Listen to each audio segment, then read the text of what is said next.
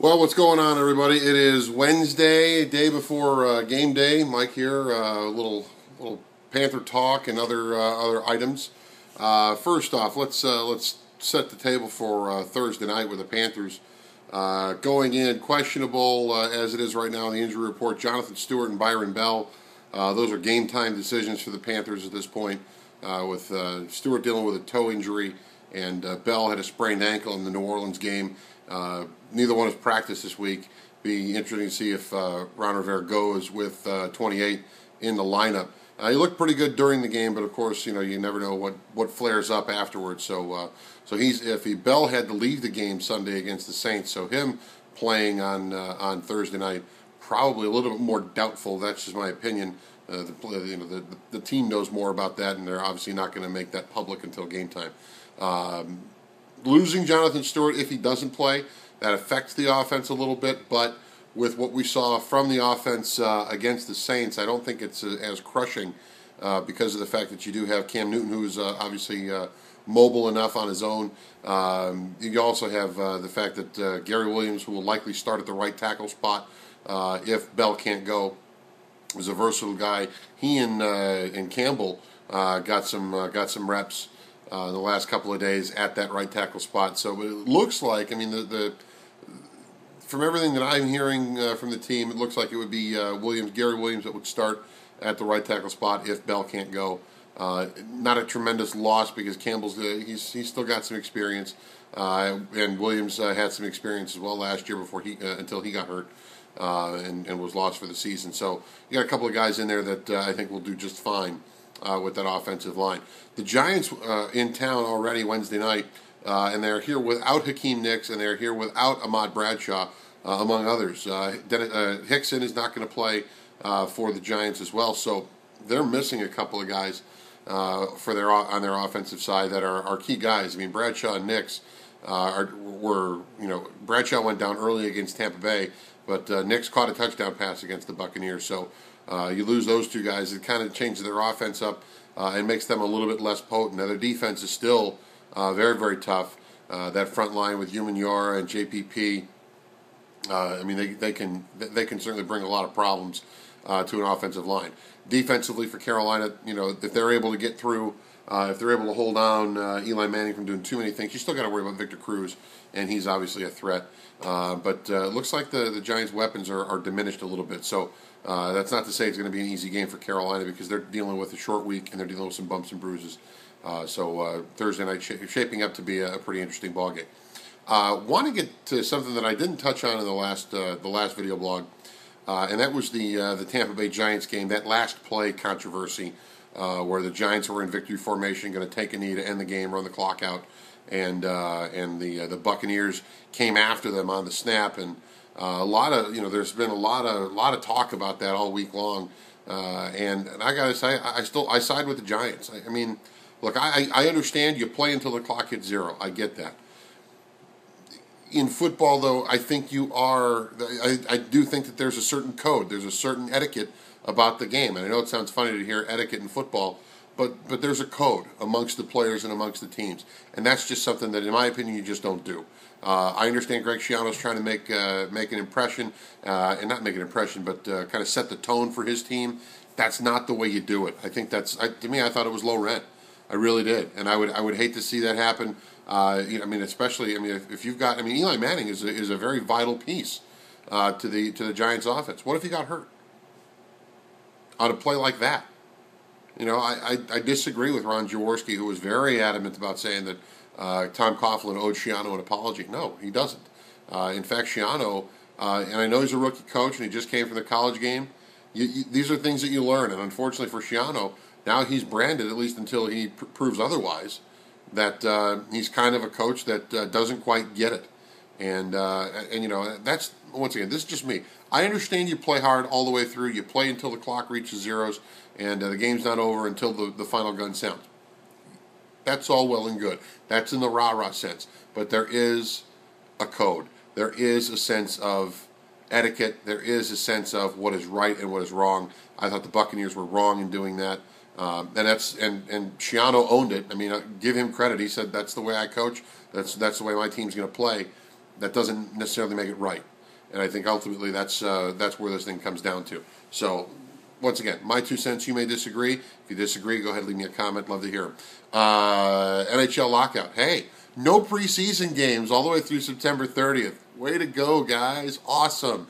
You guys are really throwing all that growth right down the toilet. It's beautiful. I mean, if you think about it, the owners got everything they wanted in the last CBA, and the league went up. It churned it up. Revenues were up. You're talking about hockey making $3.2 billion in a season. $3.2 billion in a decade ago. That was a dream number. They go through all this growth and prosperity, and everybody's making money, and now the system is broken? Really? It disgusts me. And Adam Johns, beat writer for the Blackhawks for the Chicago Sun-Times, really wrote a great piece. And you know, I got to side with the players in this one, guys. It's hard. You know, I see the risk on both sides, but considering that everything that has gone on in the last near decade in the National Hockey League is getting just thrown in the trash because the owners want more. I think the players can give back something. I do. I think the players can give back something, but they should not be forced to give back that which they have helped grow, that which they have helped earn, and I mean all of it. And that's basically what the ownership wants. Ownership, you know, the players had that high percentage of HRR, and I agree that number could come down a little bit. But I don't think that has to involve rollbacks. I mean, the owners wanted to roll back and basically not honor contracts. These are the owners that can't help but spend. They can't. The Minnesota Wild a couple years ago were saying, oh, the system is so flawed, we're losing money, we're losing millions upon millions. And then they go out and sign 2 free agents to almost $200 million total. In fact, it might have been over that. I can't remember the total numbers. But the signings of, was it Weber and Parise? Through the roof. I mean, they signed 2 guys for all that money. 2 players. How can you tell me that the owners are broke when they're signing guys to contracts? But then again, the owners did sign these contracts with the full intent of getting that money back and not having to honor the contracts that they just signed under the old collective bargaining agreement, which all those deals were signed prior to September the 15th. So, just 4 days in, no preseason games till through September 30th. So, first time these guys could hit the ice if the lockout ends will be October the 1st as far as games go. Yeah, I mean, buckle up, kids. I think this is gonna be a long one. I think this is a lockout that's gonna last far too long for anybody's for the good of nobody. I mean, I think nobody benefits here. Players don't play, owners don't have income from gates and everything else, and the fans are the biggest losers in all this because the fans lose out on the game, unless you live in an area that you are not far away from a minor league team. If you got a Hockey Jones like I do.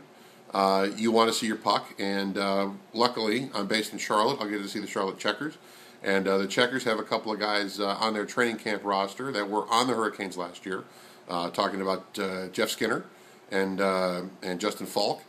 Falk was in Charlotte for just a brief time as a rookie.